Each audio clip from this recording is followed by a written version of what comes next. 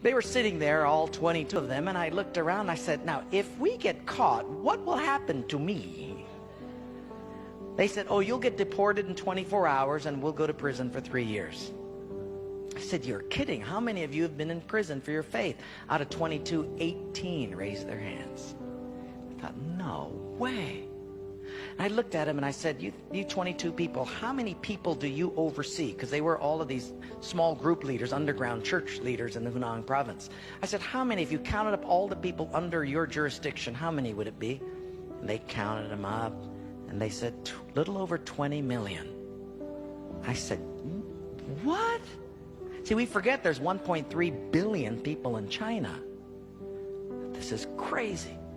Well, I had 15 Bibles and I passed them out. Obviously 7 didn't get them. And I said, let's turn to 2 Peter chapter 1 and we're going to read it. And just then one lady handed hers to somebody next to her.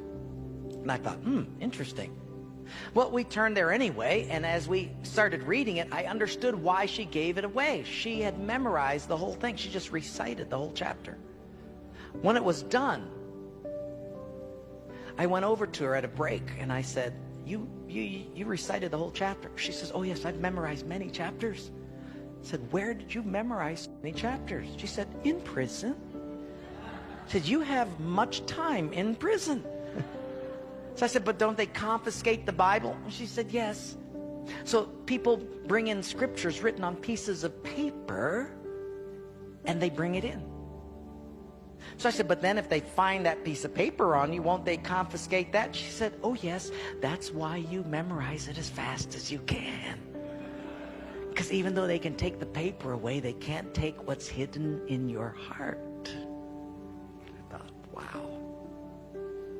Well, after 3 days, you fall in love with these people. And when it was done, I said, how can I pray for you? I'm going to go back to America. You guys have been just so wonderful. How can I pray for you? They said, you know, Wayne, you guys can gather like this whenever you want to in America. We can't. Could you pray that one day we'll be just like you? And I looked at him and I said, I will not do that. Big incredulous eyes looked at me and they said, why? I said, because you guys rode a train for 13 hours to get here. In my country, if you've got to drive more than an hour, people don't come.